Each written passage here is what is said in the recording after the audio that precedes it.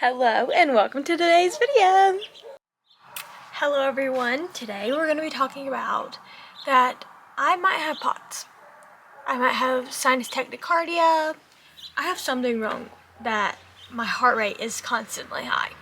And I will have an update later in this video, so stay till then. I'll update y'all after I get out of the doctor's on Wednesday. But let's go over everything. And I have all my notes, so if I'm like looking down or anything, I have all my notes on my iPad, so I can like do it very good. Because this is the second time that I'm trying to film this video, and the first time did not turn out very well. So, this is me filming my journey of getting diagnosed with sinus tachycardia or POTS or a mixture of both, of like what we're figuring out. Because we know I have anxiety, and is the anxiety making my heart rate higher, or is the heart rate making my anxiety worse? That's the main problem at the moment. Okay, first off, I want to say hi. I'm Sara Beth. I'm 19. I've always been told I have super bad anxiety, and I know I do. I know that I constantly am worrying, constantly have anxiety. But today, I want to make this video to share that maybe it's not all just anxiety. Maybe you do have something that is causing the anxiety to be worse. And that's what me and my mom feel. We feel that something is causing my anxiety to be more worse than it already is. Of course, I still have anxiety, but it's just making it worse.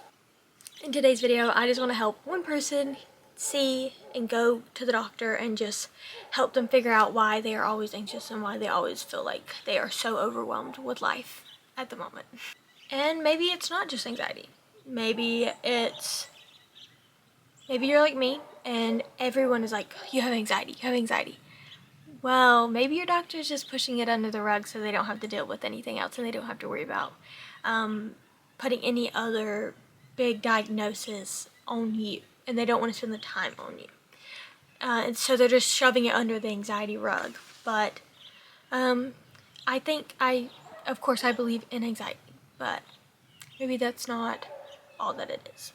And I want to share my experiences so far and my symptoms, and I just want to say that these are my experiences and these are my symptoms, and this does not make yours any less worthy or your symptoms count as nothing. Of course we all have different symptoms, we're all different people, like of course we're not going to have the same symptoms, but these are my symptoms and I just want to share them, so in case you feel them and you're like, wait, for me, I met Annalise at Pig City Books in Lexington, North Carolina, and I was like, those aren't normal symptoms. That's crazy, because I thought that was just everyday life for me. So maybe your symptoms are actually symptoms of something else other than just anxiety. And you may have these symptoms, you may have worse symptoms, you may have less symptoms, but that doesn't make you any less worthy or any less likely to have any of these other things. Because just because you have one symptom doesn't mean that you have the disease, or just because you don't have some of these symptoms doesn't mean you don't have the disease. It's just a part of life. We're always learning new things and we're always going through things. So if you have any of these symptoms, I would really appreciate if y'all would go to the doctors and talk to your doctors about this. And if you don't feel safe with your primary care doctor, please go find another one. It is worthy to go to doctors and get checked for all your medical concerns. Whether you have a lump, you have a fast heart rate, you have constant anxiety, you have depression, just please go to the doctors and please go talk to them. And I hope your life and everything gets better, and I hope that they can figure it out so you can live a happier, better life. And before we get into the symptoms and everything, this is my opinion, this is my symptoms, this is just my life. So this is not hearsay. If you don't have these symptoms, you are not this. I don't care. You can go talk to your doctors, go get it figured out, go through every option you can and get as much answers as you can possible, and you have to fight for yourself. But this is my experience, and that's just how it's gonna be. It's my experience. Let's get started. Okay, sinus tachycardia. I'm gonna read it off of this. Sinus tachycardia, a condition where the heart rate is faster than normal, typically above 100 beats per minute. So my heart rate is basically from the time that I wake up is always in the 90s, up to the high 90s, and then up into the hundreds. And like when I run and stuff, my heart rate's 179. Even on a jog, like just casually walking, my heart rate can be like 150. Like it's is high constantly. Okay, and then POTS is posterior orthostatic tachycardia. POTS can be caused by trauma.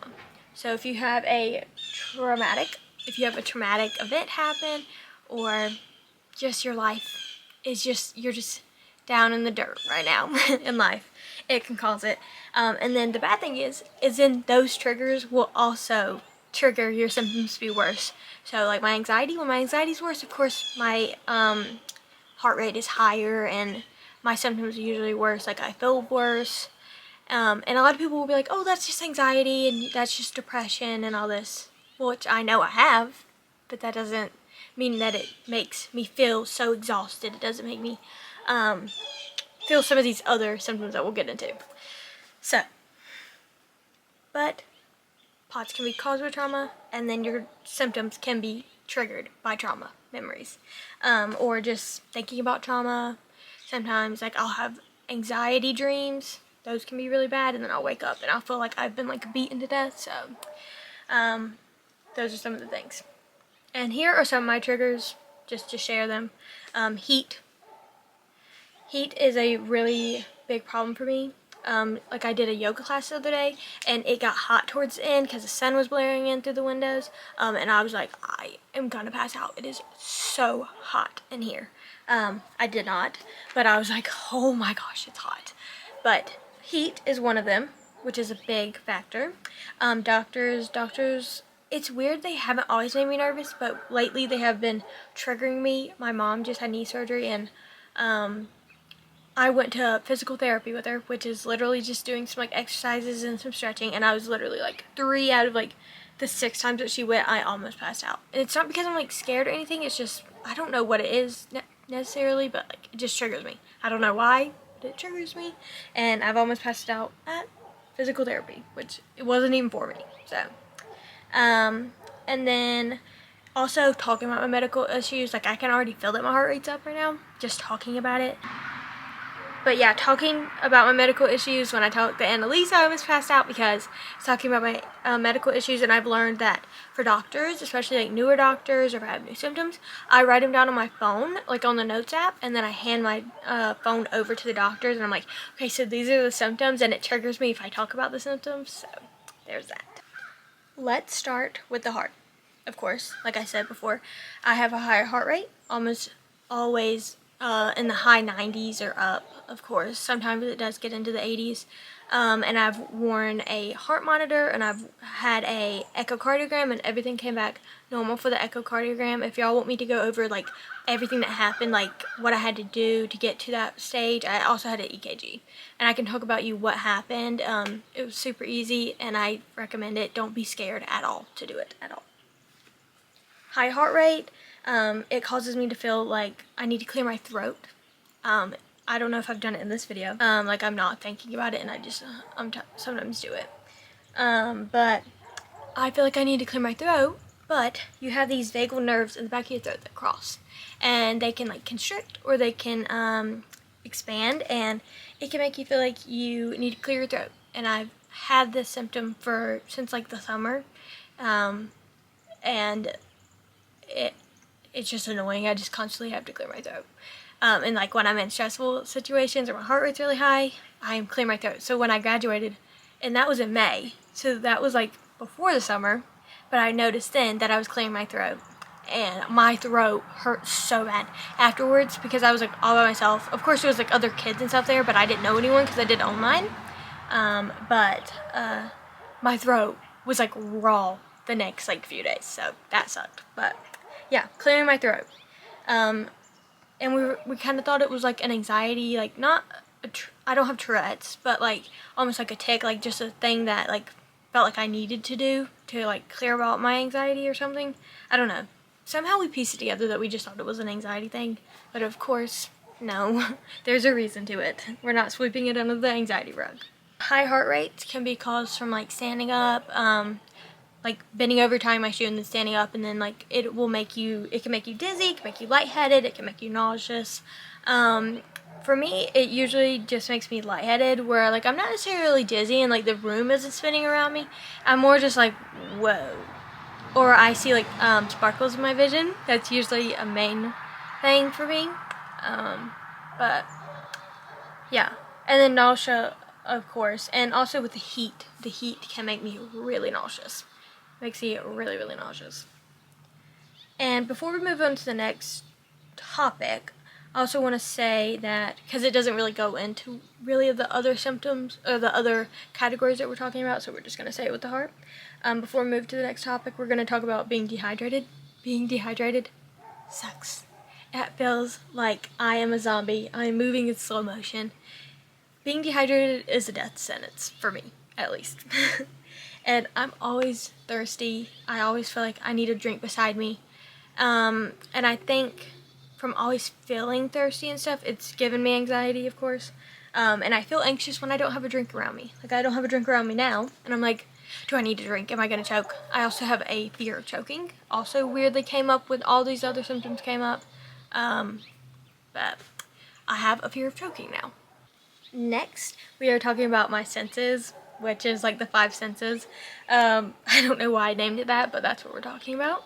I have altered smell. I've had altered smell ever since I had COVID when I turned 16. I'm 19 now. For all my major birthdays, I've had COVID ever since COVID came out. So 16 and 18, I've had COVID. And ever since my 16th birthday, I haven't had the same smells. For me, like a skunk. It smells usually like a skunk for most people. But for me, for a while, it actually smelled like bacon, which is weird. And then sometimes it would smell like Fruity Pebbles, which was like a burnt Fruity Pebbles. But my smell has never been the same after that. But I don't know if that's like a symptom of this or if this is just because of the COVID stuff. But yeah, altered sense of smell. And I've also heard people say altered sense of taste as well, which I have noticed, like, sometimes my taste is weird as well. People are like, it tastes like this, and I'm like, no, it doesn't. But who knows? That could literally just be my tongue is just weird. Who knows? Ringing in my ears. Ringing in your ears, kind of like tinnitus, but I usually feel it whenever, like, when I'm lightheaded, sometimes my ears will ring, and when I'm about to pass out, my ears ring, and it's like, they go, like, out of my body, and they, like, it feels like the ringing goes, and, like, it's ringing, but it's ringing from out here, and it's like, what in the world?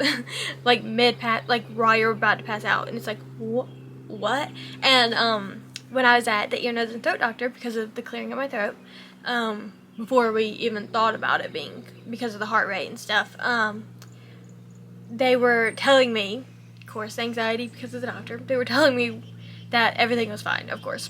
But I was like, they had already run a light down the back of my throat and everything, and I was perfectly fine. I didn't pass out until afterwards. And while I was basically passed out, it was like they were robots. It sounded like my mom and the doctor were like robots, and the ringing was like crazy. It was like I was in like, do you know when you're like too close to a speaker and your ears feel like they're like shaking like this? It's like shaking, and then it's also the ringing out here. It's traumatizing with how loud it is to me, but I also have sound sensitivity, so it's just one of those things for me. Okay, and then the sparkles in my eyes. So I'll be looking here and I can see like sparkles up here in my peripheral. And then I also, my eyes will like hyper focus on something, or just like, they'll just, what did I say it was? Unfocused eyes. Just my eyes will just like not focus, or they'll just like super focus on one thing. And it's like, whoa. And I did not put this in order, but the sound sensitivity, like my dog's barking and stuff, it really triggers me. It's really, really loud. Everything feels loud. Like, I have headphones, and even on the lowest sound, it sounds like it is like blasting my eardrums out, and it hurts. But I've always been like that, kind of. It's just gotten worse over time. And like being in the mall and stuff is super overwhelming, and it's like all the like loudness, but then somehow, my gosh, this is a loud truck. But it's weird because I don't know if this is like a part of like the ADHD or something, where I can like, it's weird because it's so overwhelming, but I can also understand what everyone is like saying around me. It's like I can understand and hear everyone's conversation, and somehow I'm like, I'm like, oh, that person's talking about this, that person's talking about this, oh, that person needs napkins. It's like, but then I'm also so overwhelmed, and I don't know what's happening to me, but I can hear and see everyone else, and I'm like, okay. It's a weird thing, and it's hard to explain, but there's that. Brain fog. There was only been really like one day that I can really say I was in a haze. And that day, it was weird because I called a pile of napkins butter. I don't know if anyone else calls their napkins butter, but I don't usually. I was like, can you hand me the butter? And we were sitting in the car. My mom was like, what butter? And she was like, are you pointing at the napkins? I was like, yeah, that. And she just handed it to me. But really, brain fog just feels like I'm in a haze, and it feels hard to find the right words of what I'm saying, of course, because it said butter for napkins. It's really hard to explain unless you're in it. And even when you're in it, you can't really explain it. It's just one of those things. But brain fog is a hard symptom to get past. That whole day, I just literally just like chilled out, just sat on the couch or in bed and just literally just didn't do anything. That's all you can do at that point. Another thing of the senses is I just get really hot really fast. I can go from like freezing cold and like my hands will be cold and stuff, but I will go from super cold to super, super hot so fast. I don't understand why at all, but I'm super sensitive to heat, and it leads to me feeling like I'm going to throw up or pass out. Like, if you know, I don't know if everyone feels this, when you're about to throw up, you get like a sudden heat. It's like that, but randomly, and I don't feel nauseous. And then after I feel like the heat wave, it's just like, oh yeah, it's really hot in here. And then I'm like, oh, I'm going to throw up, or I'm going to pass out. So, just one of those things. Chest feeling tight, kind of like when you're sick, like in your chest feels tight, or there's someone feels like it's like pressing on your chest, or someone's like sitting on your chest. That's kind of what it feels like. Usually when like my heart rate's higher, of course, so that's one of those things.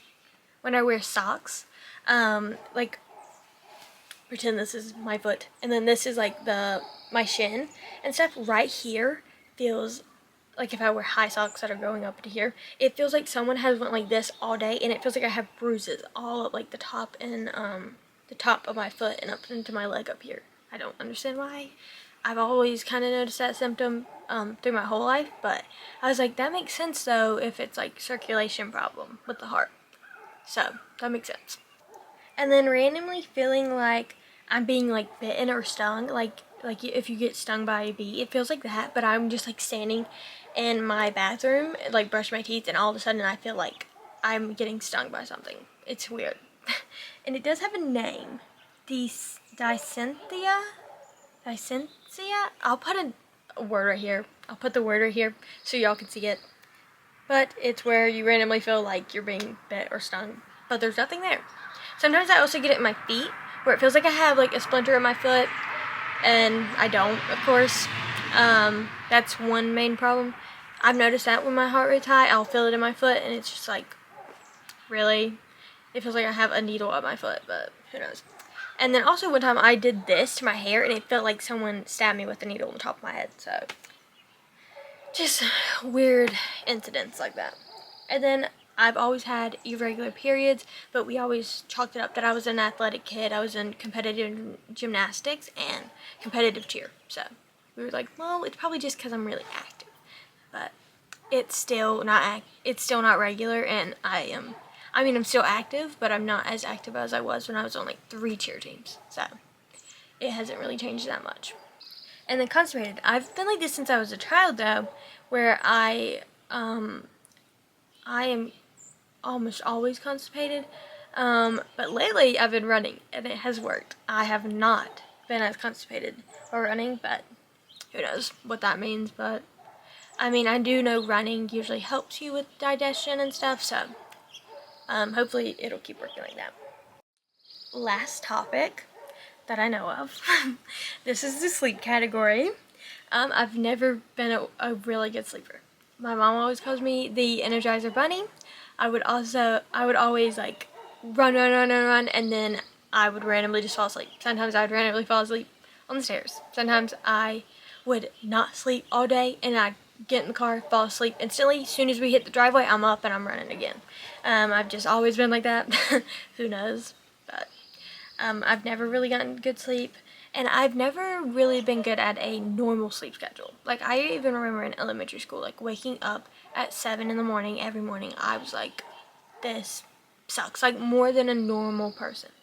And I even noticed it up in the middle school, when I would go to like summer camp and stuff, and I would have to be one of the first people there because of course my mom had to go to work, and she worked, I think, in High Point at the time, so we had to get into town, and then she had to drive to High Point, so to be on time, and I was like, I cannot be up this early every morning. I've just never had a good sleep schedule. Y'all don't even want to know my sleep schedule. It's embarrassing to me, so, but if y'all want to know more about it, I can talk about it. I always feel tired. I'm always tired, but then when I go to lay in bed and go to sleep, it's like all of a sudden I don't have like all the energy in the world. Like, I could go up and sprint and run around and stuff, but I just don't feel like I could sleep.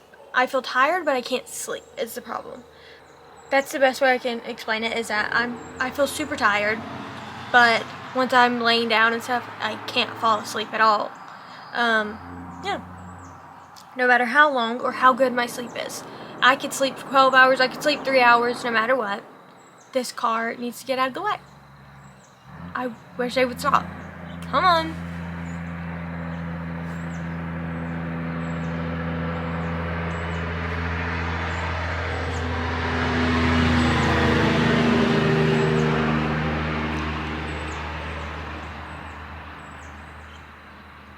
Okay, now that I've completely forgotten, oh yeah, no matter how long or good my sleep is, I always feel exhausted. No matter if I get 12 hours, no matter if I get 3 hours of sleep, I will basically feel the same. It's a weird thing, but I do notice that earlier I wake up in the morning, the more shakier I feel and stuff. I don't know if that's just because I'm not used to waking up that early, but I do usually feel shakier the earlier I wake up. Like, if I wake up at 7 in the morning, it feels like I'm like this. Like, I'm like, ugh, I don't know why. It's just a weird thing. But I always feel almost exhausted. I feel really tired throughout the day, no matter what. I also wake up and feel like I've been hit by a bus. I can just wake up in the middle of the night. And, like, one time I woke up in the middle of the night, and it felt like someone had been grabbing my ankles like this, like my ankles had been like chains or something all night, and it felt like my ankles were literally just like snapped in half. I was like, ow. And all I could do, I just was trying to roll out my ankles. I would roll it one way and then I'd roll it the other way. I was just like and then luckily within like a few minutes of me just moving it around, it felt completely better. Like, I didn't do anything to it. I literally slept and just woke up to my ankles feeling like they were broken. So there's that.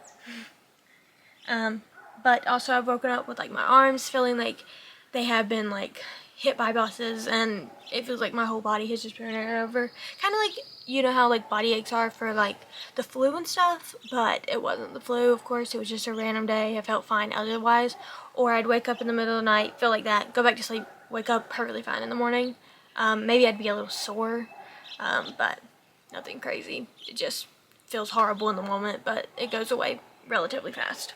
While laying down and like reading, I like lean back and I read, and my hands are like this. My hands and my toes and stuff will go numb. My hands will also be, my toes and my hands will be either like freezing, or they won't usually be hot. Usually the only thing that actually gets hot is my ears. My ears will get really hot, and like they'll also be really red. Kind of like where you're flushed, like you're embarrassed, but it's just my ears. It's weird. Sometimes my face will be red as well. But my ears will be hot and red, and then my fingers will be cold. And it can be at the same time. My ears can be hot, but my fingers and toes will be really cold. They'll be freezing cold. But my toes and fingers go numb. And they fall asleep really easily. Like, my foot's asleep right now.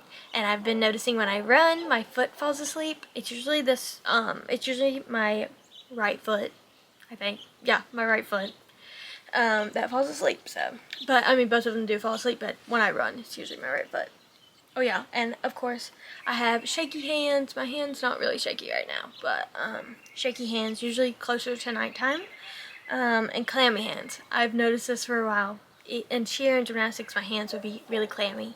And I've gotten pretty used to them unless they're like really, really bad. But even at the doctor's, they're like, man, your hands are really clammy. I even remember going to cheer and meeting the owner of the gym, and she was like, hi, I'm blah blah blah, and I was like, hi, I'm Sara Beth, and we shook hands, and she turned to my mom and she said, she has really clammy hands. And I was like, noted. Okay. So then every time I'm literally like thinking, whenever someone wants to shake my hand, I'm like, should I tell them I'm sorry if my hands are clammy or what? But other than her, I haven't really heard anyone else say anything. I mean, I think they notice. Oh yeah, my feet also get clammy as well. My legs and my arms after being in the shower will be like red and like blotchy, reddy purple. They'll be blotchy and stuff. And also a really bad thing is my legs itch, like my body itches. The other day I took a shower, it was just 2 days ago. It's just like the randomest places. It's like one spot in your back, your calf itches on one leg, your arm itches, it's just random. But for the longest while, it was just my legs. They would itch a lot whenever I'd get out of the shower. So, itchy after showers.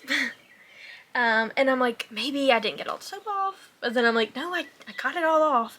And then I was like, okay, this keeps happening after most showers. So, of course, there's like the one-off shower. I'm like, oh, I don't feel itchy. But I just had a shower the other day and I was itchy. So, and this isn't on sleep. I don't know why it's in the sleep category, but easily irritated / annoyed, just like the tiniest little thing. It's not like something to where like if I trip I get annoyed or something. It's just like, I don't know what it is.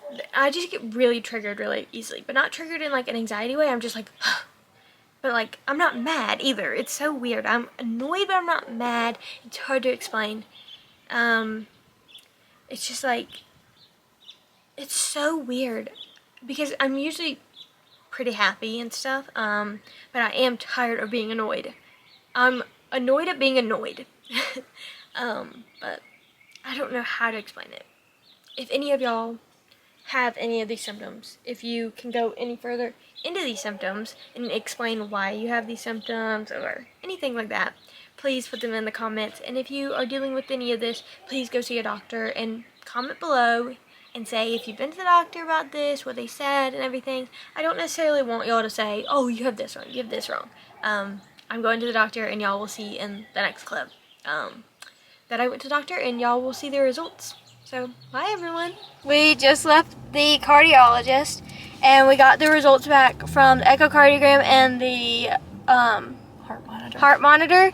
And they also put me on a prescription. So let's start with the echocardiogram. Everything came back structurally perfectly fine.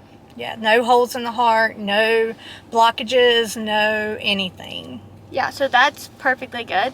And then the heart monitor came back, and I had over 5,000 tachycardia episodes. This is what the number was. Let's see if it'll focus. 5,591 times within 14 days. Yeah, this is within 14 days is how many tachycardia episodes I had.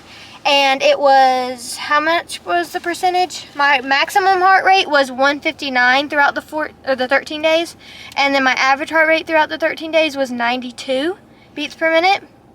And I was in tachycardia for 39.29% of the 13 days. And the doctor said that was high. Very Especially high. For a 19-year-old, it's high. Yeah. And he did listen to her heart. And again, it's beating really fast. Yesterday she had an episode when she was playing with our 2 little weenie dogs. She wasn't even playing with them. She was just petting them. Not throwing a toy, not playing. She was just loving on them, giving them kisses, and they were licking her. Her heart went to 179 beats per minute, and it stayed there for 222 seconds.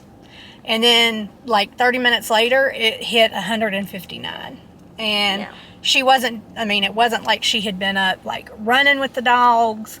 This is her resting heart rate with just playing with the dogs. And we don't even know what the 159 was from. No. It's just that it spiked. So the doctor put her on... We're not sure how to necessarily say the word, so I'll put it on the screen down here of what the name is.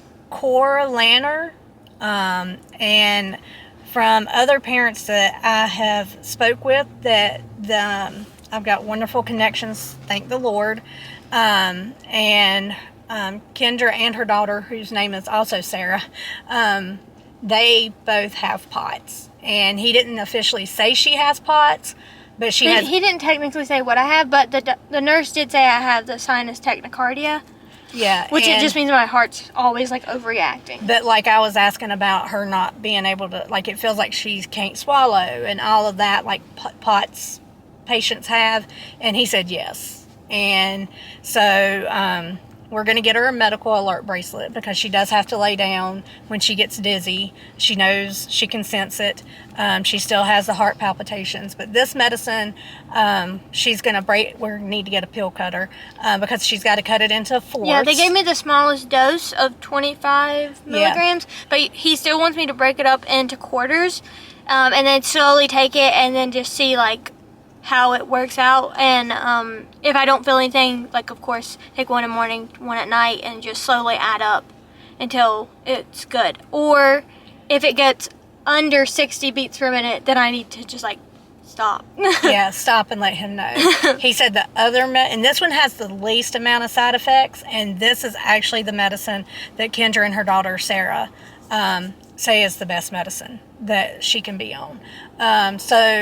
I'm very happy that we got lucky with the cardiologist that we have. We're not in a huge town. We're not near like the Mayo Clinic or anything, but we already had friends in place that if nothing was done today, we were probably taking a trip to Toledo, Ohio to take her to the Mayo Clinic because it's something that she shouldn't have her heart racing like that. And I think that they've swept it under the carpet of the anxiety, but I think some of the anxiety comes from the heart palpitations and from her about passing out. Now we're going to figure out with the heart medicine is if the anxiety is causing the heart rate or if the heart rate's causing more of the anxiety. Yeah.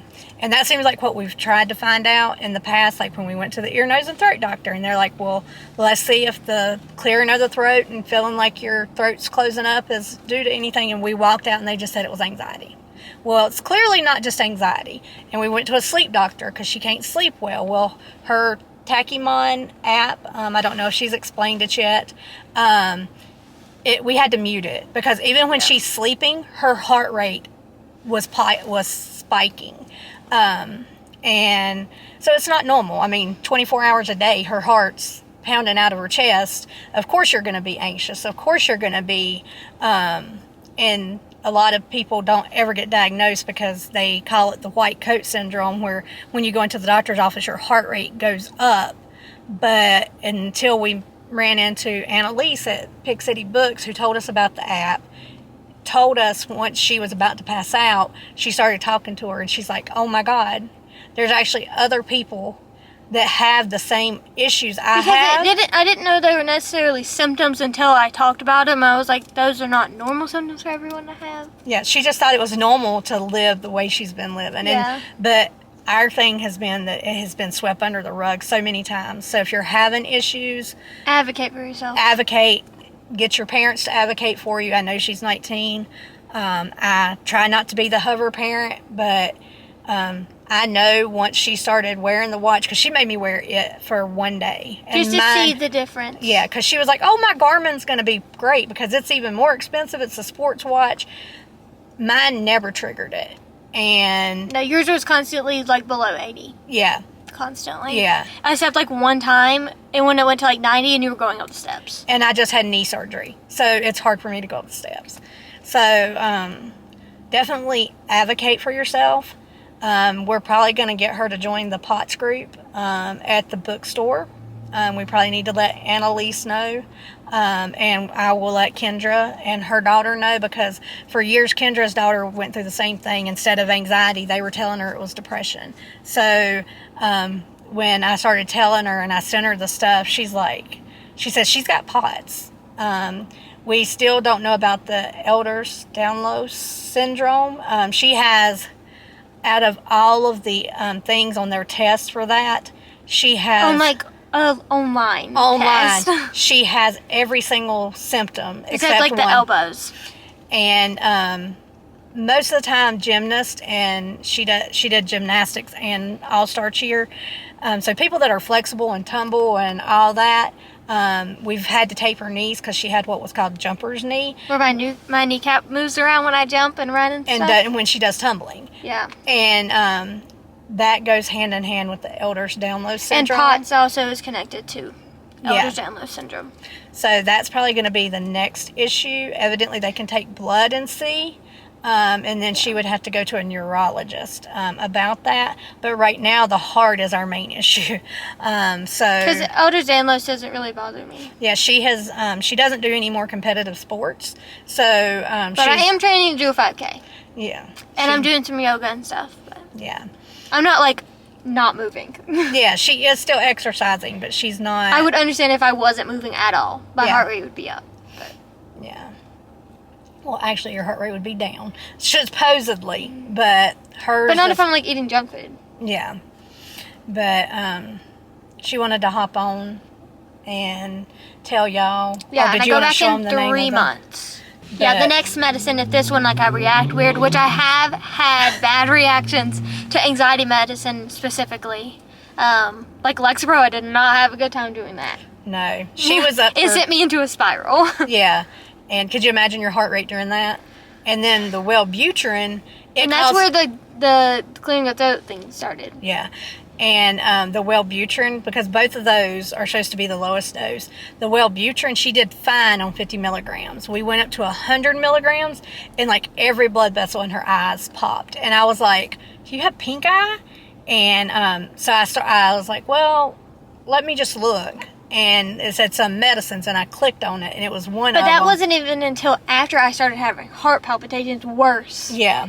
At cheer, because I literally had to stop. I was like, literally, I'm going to die. It felt like I was dying at cheer. Yeah. So we feel like this heart issue's been going on for a lot longer. But the Wellbutrin, she always has the weird side effects. It's like those super rare side effects.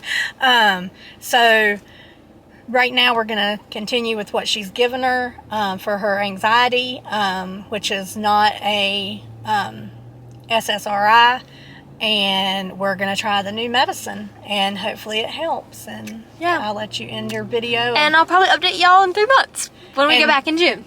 And let her know if you want her to give you more explanation as to how. And maybe I could interview like Kendra and Annalise and stuff, and we can talk about it. Yeah. Because I would love to do that. I love interviewing people and talking about things like that. Yeah. She might end up in the floor, but. Yeah. Because it triggers me, but it's fine. Yeah. But that's it. And I hope y'all all have an amazing day. And I'll see y'all next time. Bye.